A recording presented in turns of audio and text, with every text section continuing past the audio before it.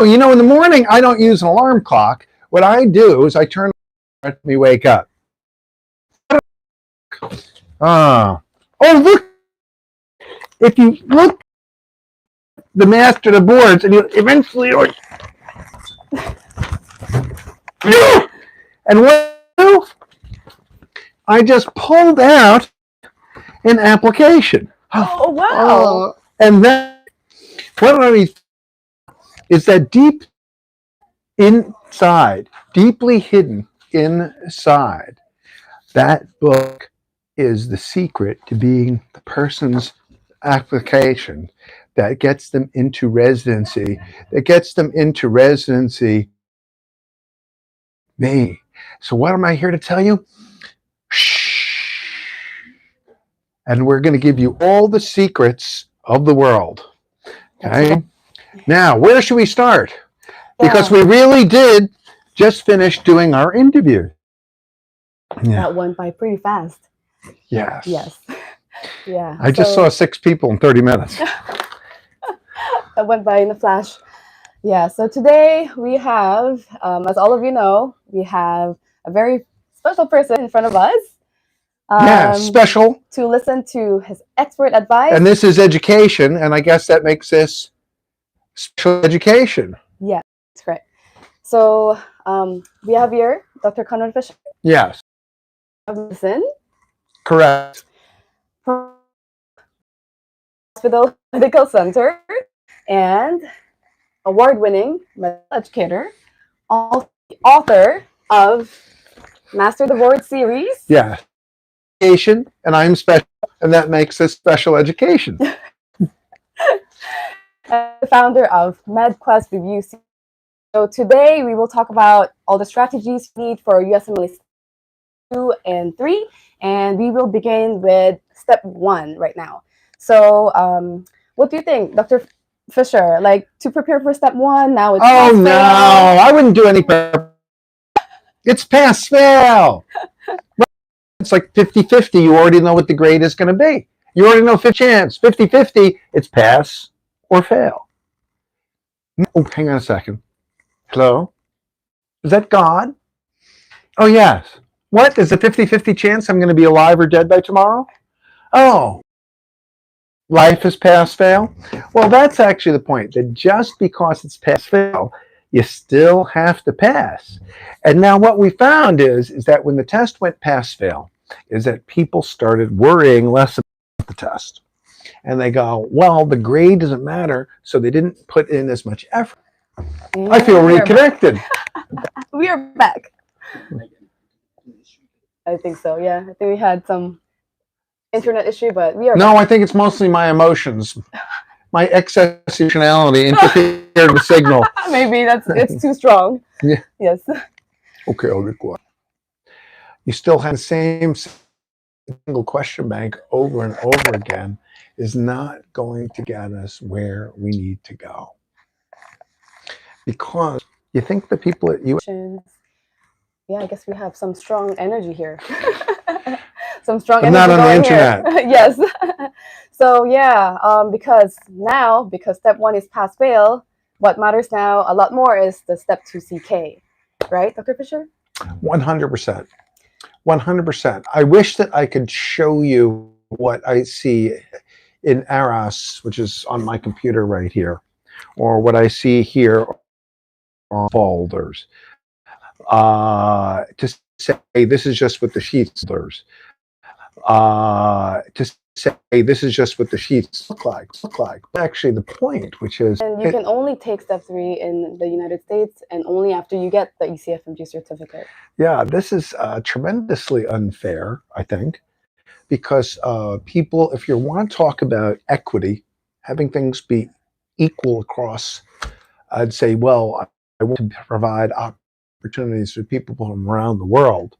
It's not the people from the rich countries and large that are coming in and training. That's right. It tends to skew towards poorer countries. Mm-hmm.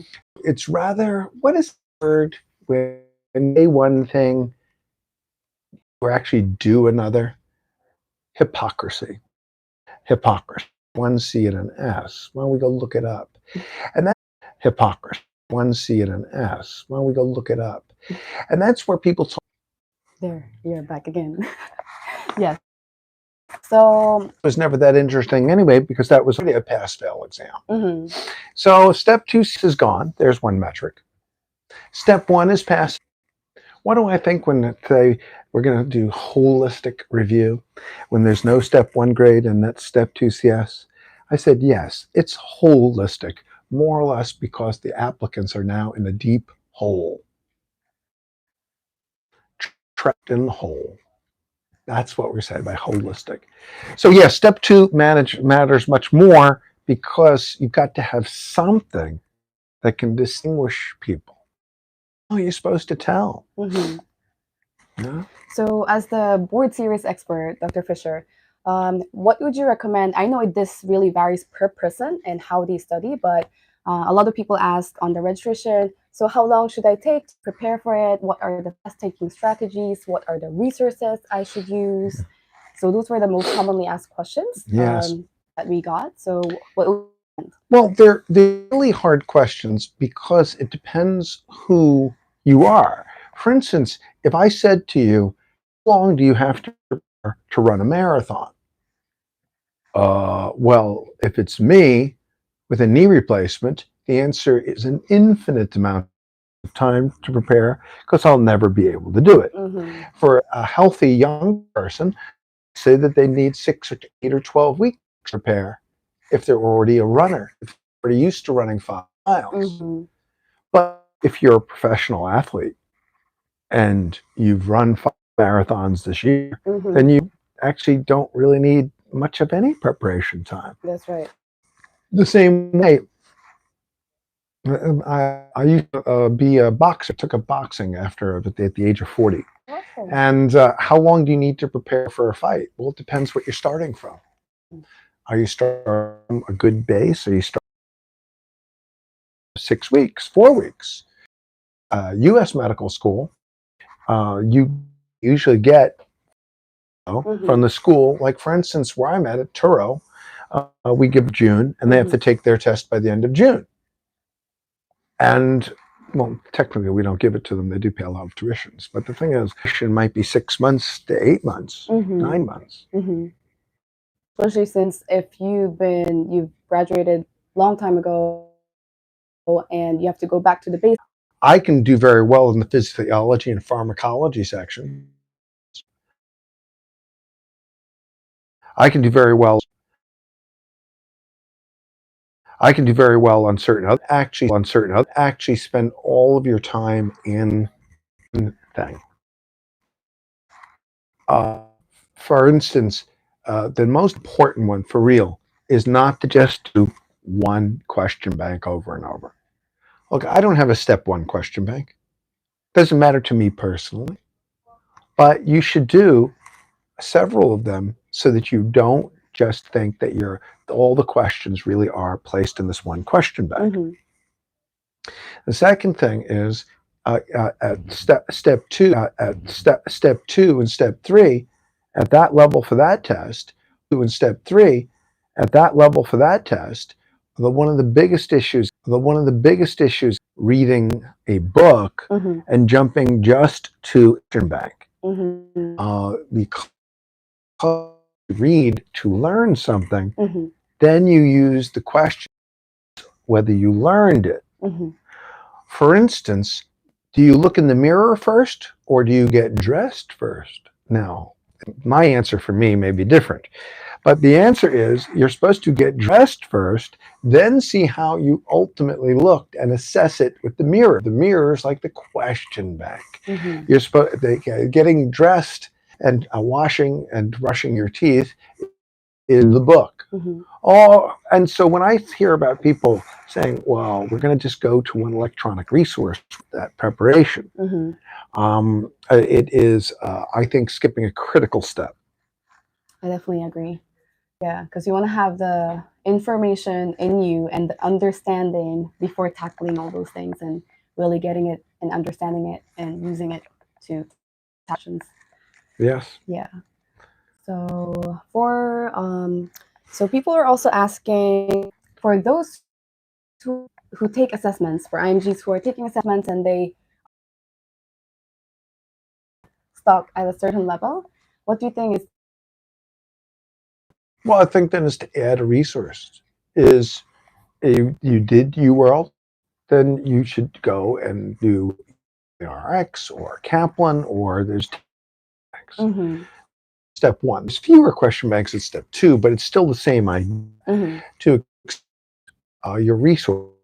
And for instance, even in books, for such a high stakes and critically important exam, Mm-hmm. for such a high stakes and critically important exam, I would I would prepare, go slower subjects, but read the same subject in multiple sources. Mm-hmm. For instance, how I became me was I didn't just say, well, I'm going to read through this one book. What I did is I said, let me take hemolysis, hemolytic anemias. Mm-hmm.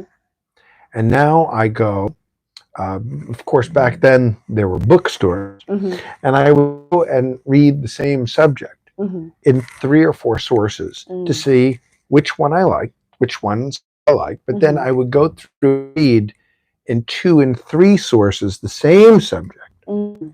And that's me. Mm-hmm. You can become Conrad Fischer by going through. This has been a very hard thing for people to absorb. Yeah. Because people have, play piano, so I did. Well, I played it. Oh, I went to learn how to play tennis. I played once, and this is just not to learn art or skill set. Mm-hmm. Take one small piece of the myocardial infarction, coagulation disorders, liver disease, and read in multiple sources. Mm-hmm. And it becomes, it may feel slower to people, but I guarantee you that it's more permanent in its effect. Mm-hmm. I totally agree with you, Fischer. Yes, I think definitely having all those comprehensive will equip you and help you have a fuller understanding of each of the topics that commonly come out in the USMLE exams. So next question we're going to go to step 3. So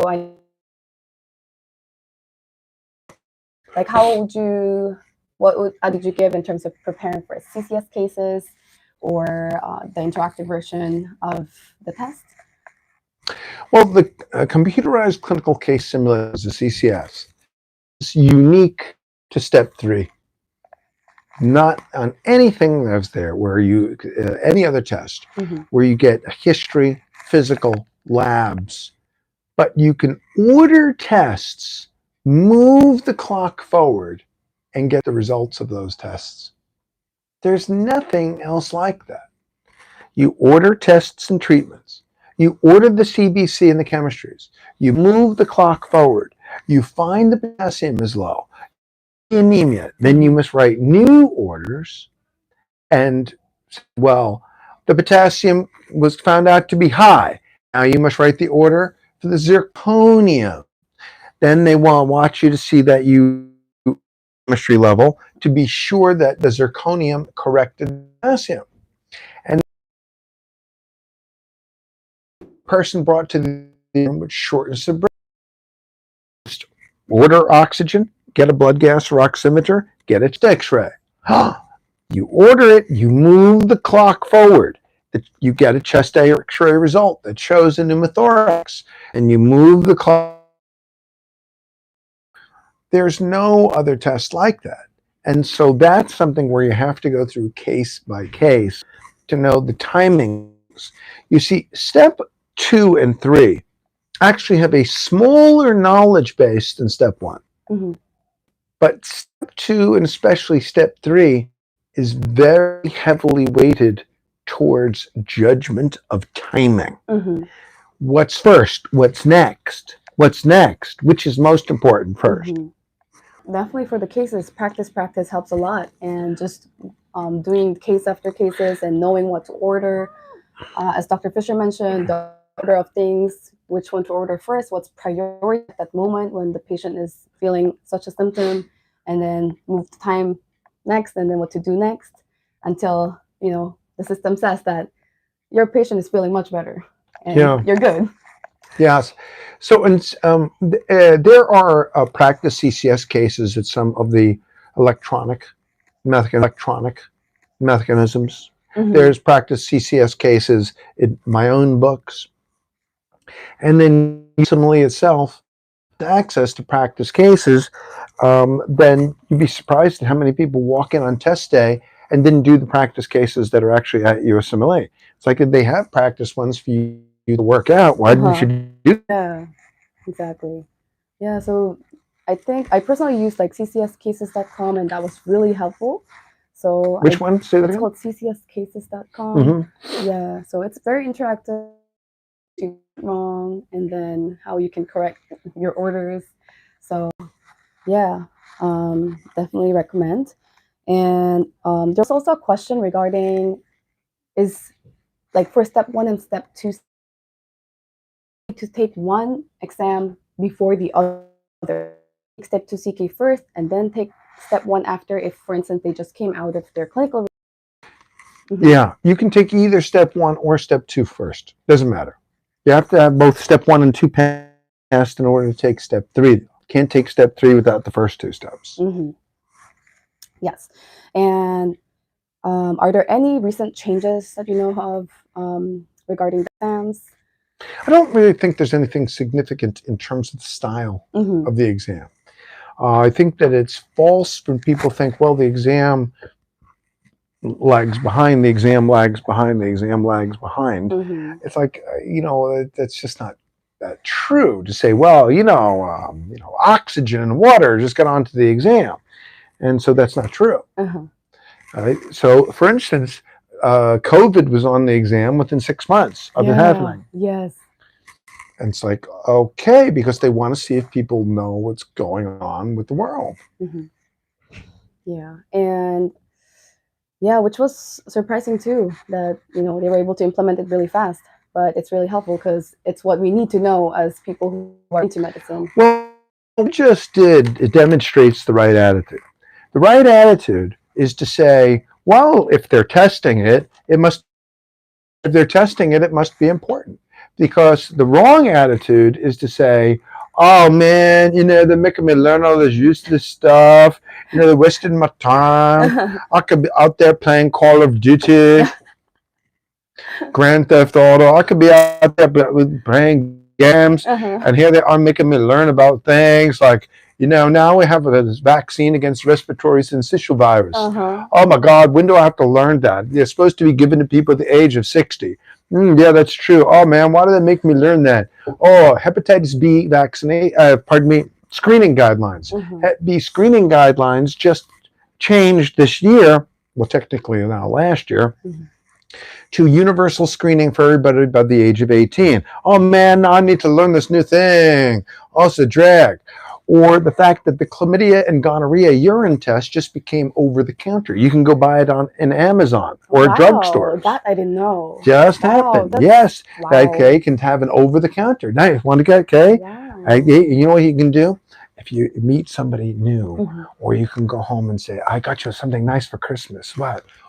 I'm surprised! Chlamydia gonorrhea test! You just gotta take it. Okay. Oh, what do you get for the man who has everything? The home urine chlamydia and gonorrhea test. Yeah. That's it. So it's changed. And so there's a new monoclonal antibody for respiratory syncytial virus for children that if the mother didn't get the vaccine, the child is supposed to get. It seems to have great results. Nirsumab. Yes. And so tirzepatide. Now, brand names are not on the exam, but some people know it just as Mounjaro. I thought it was called Mounjaro for like the mountains, the highest mountain in Africa, Kilimanjaro. But we called the drug company and they said that's not why. But this drug causes a 20% loss of weight. That's what people go to gastric surgery for. Well, tirzepatide is out for 3 years. That's not too new to be on the exam. So people have to, let's put as an example of, what am I putting in I'm actually preparing my next edition of the Step Master Boards.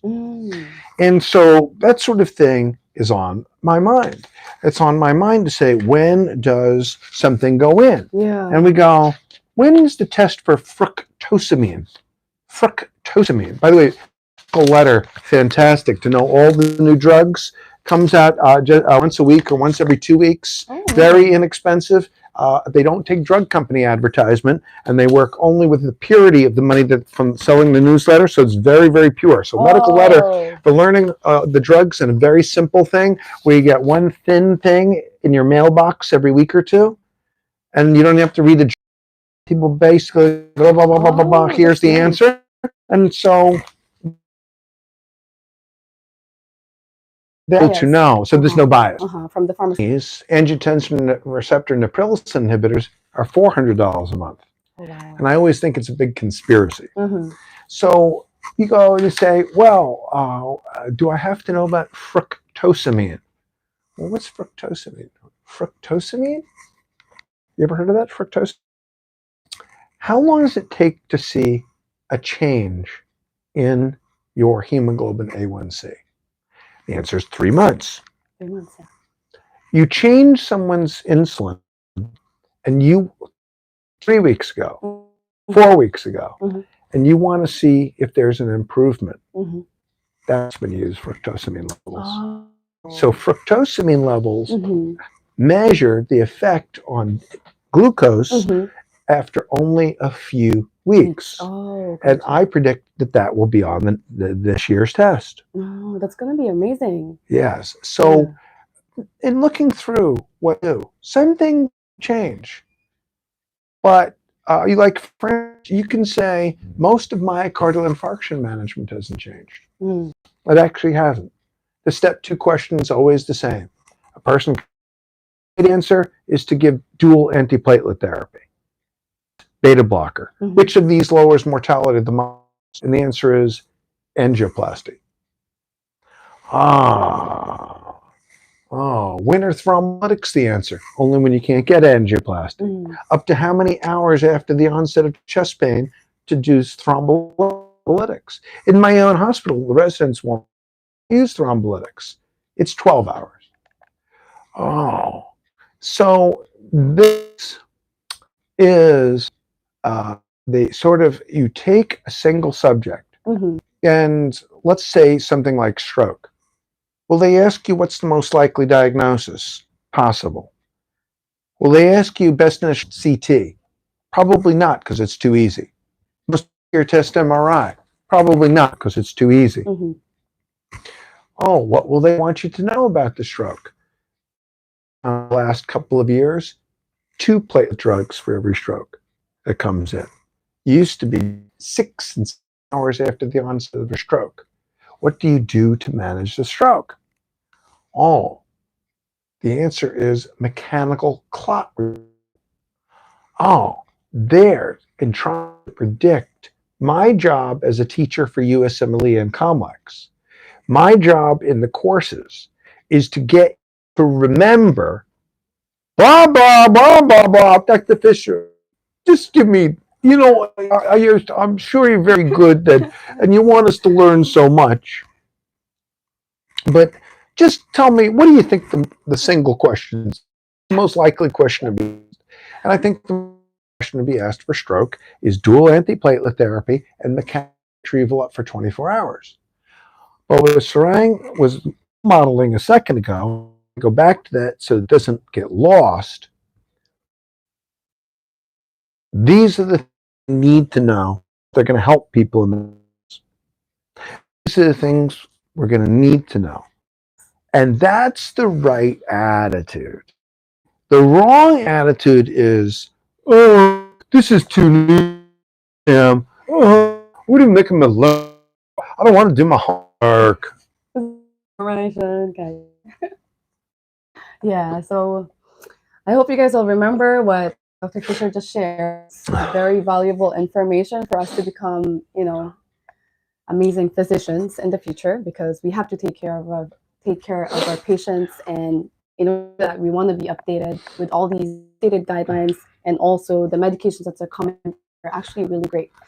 And for the interest of time, be a last question. So someone's asking, how do they stay motivated through the prep season? Because there are people who like failed once, they have some attempts, and then it can very be discouraging, and they just want to know, how do I keep going? How do I stay motivated to through challenging season? Well, you can always say, I'm going to change my goals.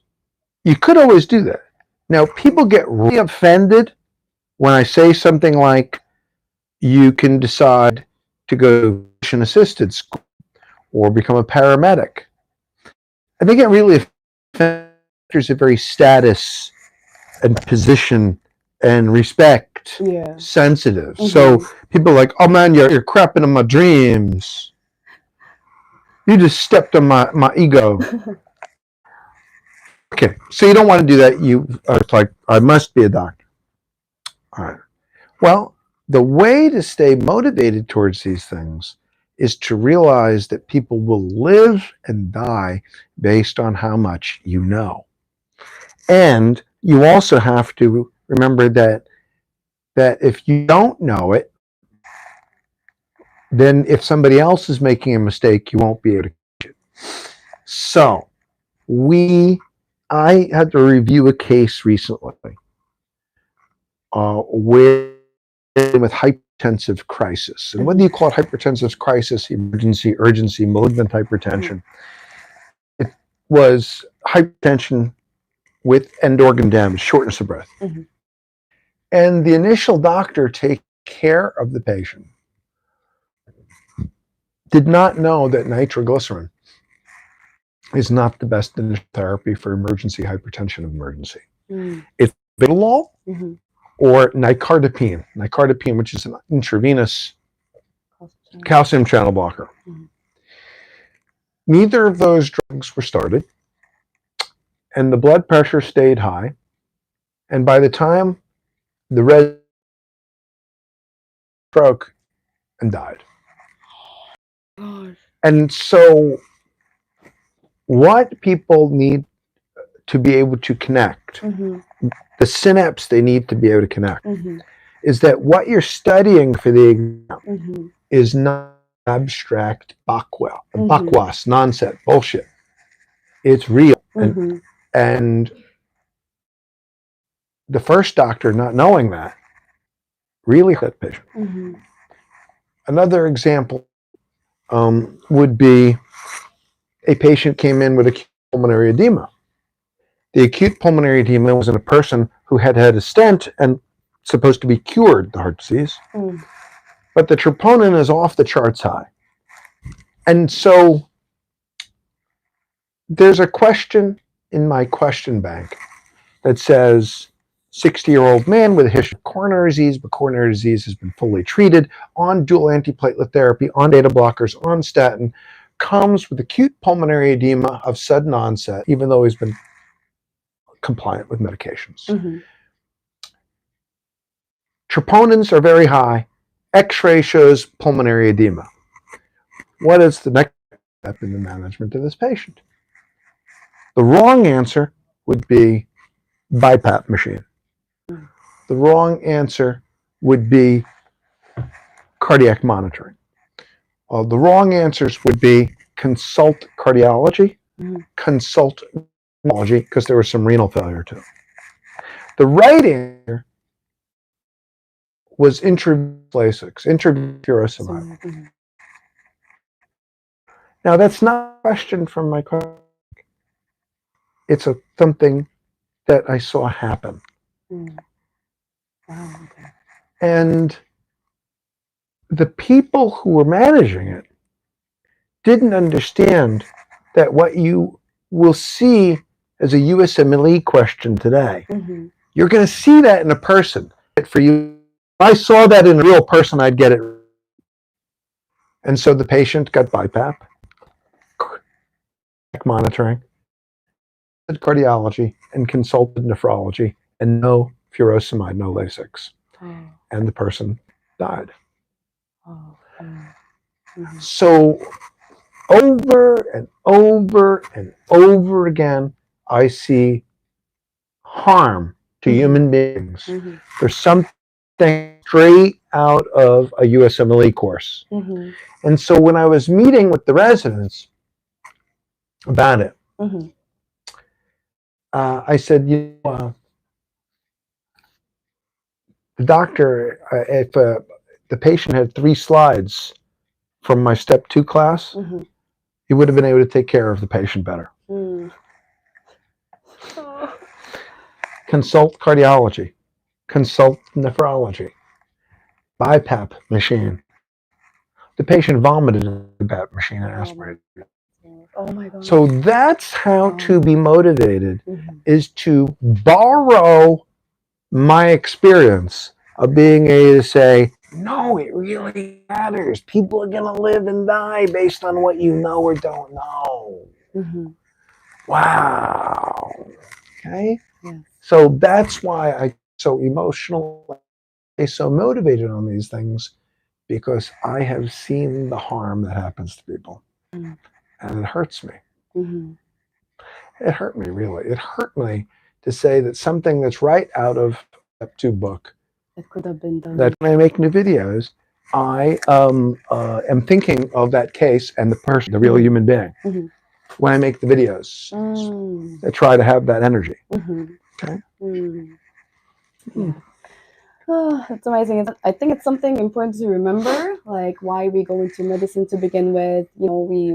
Of course, everyone has their personal reasons, but I can totally relate with what you share, because I used to study thinking like these little things will be helping me help other people, helping me save lives in the future. That's so right. I gotta get it right, because if I wrong, it could all go wrong. Correct. And then you're connected with grace. Sufis say invisible rain. Invisible rain, and you become irrigated and filled. Rumi says, through you all opposites unite, all that is profane becomes sacred again. And that's how you stay connected, because if you can see your study of medicine also as your spiritual practice, in Buddhism, the vows that they say, at least in the Zen Center, okay, is the Dharma way. In other words, the teachings of the Dharma, the Buddha way. The Dharma way is inexhaustible. I vow to master it. Sentient beings that have feelings, are innumerable. I vow to save. Desires are numberless. I vow to master them. So straight on as a spiritual practice. Desires are numberless. I vow to master them. Sentient beings, human beings, and animals are numberless. I vow to save them. The Dharma way is inexhaustible. Man, dude, Dr. Fischer, your videos, man, that's like 40 hours in the step 2 videos, 60 hours in the step 3 videos. 4 weeks for a step 2 class in June. The Buddha way, the Conrad way is inexhaustible. I vow to attain it. So it struck me very much when I was in the Zen Center a couple of weeks ago, and all the Buddhists were chanting. That was their Buddhist chant.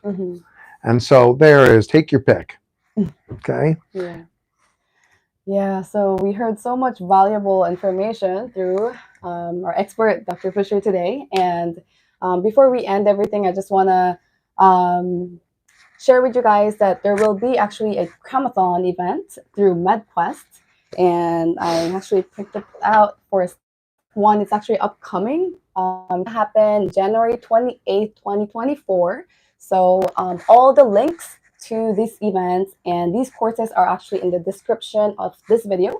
So you guys can go ahead, and if you're preparing for step 1 exam right now, June, you will benefit very much from this course that Dr. Conrad will be holding. So that's for step 1. And if you are preparing for step 2, back against the darkness. There's another one for you as well. There's also step 2 cremathon coming up in February 25. So if your step 2 is coming up and you want to cram all those review things in your mind before your exam, definitely highly recommend this course. And if you're done with step 1, it's 2-day course. 2-day course is a 2-day series, and it's gonna February 3 to 2024. So all of these links in the description of this video. So make sure to site, and thank you so much for your valuable time today. You are welcome. For sharing your knowledge with us. Happy to be here. Advice. It's very helpful, and we wish everyone here with us today will be an amazing facility. And you're in here where it says welcome. A colorful one. Yes. So bye, everybody. Again, and bye. See you next time when the internet works. Yes.